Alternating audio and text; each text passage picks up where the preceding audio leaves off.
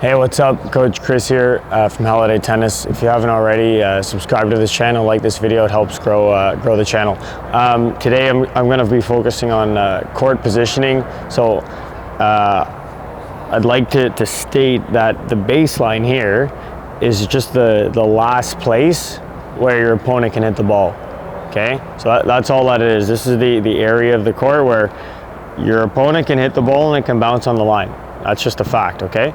So it doesn't really make much sense to be standing on this line. Okay, a lot of players I see, especially new to tennis, it's like you see the baseline and that's kind of where you're standing. Okay, so just imagine if the ball does come and bounces here, right?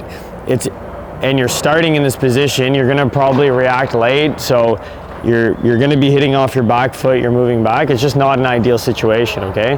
So if you move your ready position from on the baseline, you know, to like a meter behind or even 2 meters behind here, again, if your opponent isn't doing drop shots or anything, they're hitting the ball to you, it's going to come to you.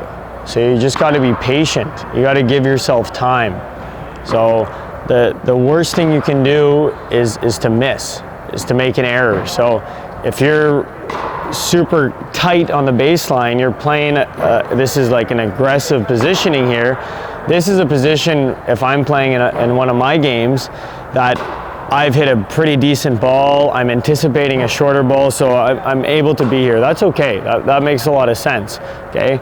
But if you're just in a normal rally and you don't know, you're in a neutral rally, you haven't really gained an advantage, whatever, you want to give yourself a little bit more time and space, just because what if your opponent or partner hits the ball close to the baseline? Okay, this just makes it, if you have to move back, you still have to might have to move back from here, but it's like, you know, you're moving back a couple steps instead of, you know, a couple meters every time. So